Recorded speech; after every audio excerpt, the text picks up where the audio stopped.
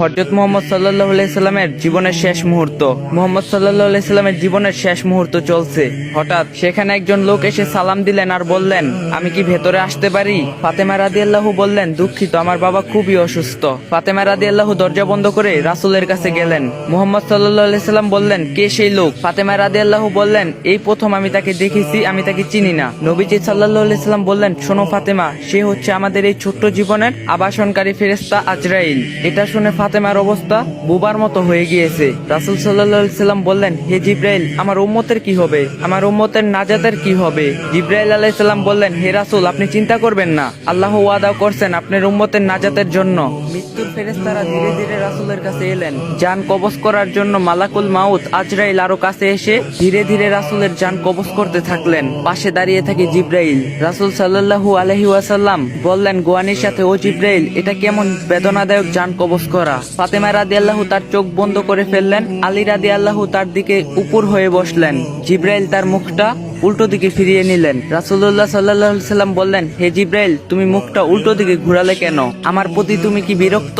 জিবরাইল আলাইহিস সালাম বললেন, হে রাসূল, সাকারাতুল মউতের অবস্থায় আমি আপনাকে কিভাবে দেখে সহ্য করতে পারি? ভয়াবহ ব্যথায় রাসূল সাল্লাল্লাহু আলাইহি সাল্লামের ছোট্ট একটা গোয়ানি দিলেন। রাসূল সাল্লাল্লাহু আলাইহি সাল্লাম বললেন, হে আল্লাহ, মউতটা জান কবজের সময় যতই ভয়াবহ হোক সমস্যা নেই, আমাকে সকল ব্যথা দাও, আমি বরণ করব, কিন্তু আমার উম্মতকে ব্যথা দিও না। রাসূলের শরীরটা ধীরে ধীরে ঠান্ডা হয়ে আসতে লাগলো। তার পা বুক কিছুই নড়ছে না। এখন আর রাসূলের চোখের পানির সাথে তার ঠোঁটটা কম্পিত ছিল। তিনি কিছু বলবেন মনে হয়। আলী রাদিয়াল্লাহু রাসূলের মুখের কাছে কানটা নিয়ে গেলেন। নামাজ কায়েম করো এবং তোমাদের মাঝে থাকা দুর্বলদের যত্ন নাও। রাসূল সাল্লাল্লাহু আলাইহি সাল্লামের ঘরের বাইরে চলছে কান্নার আওয়াজ। সাহাবীরা একজন আরেকজনকে জড়িয়ে ধরে উচ্চস্বরে কান্নারত।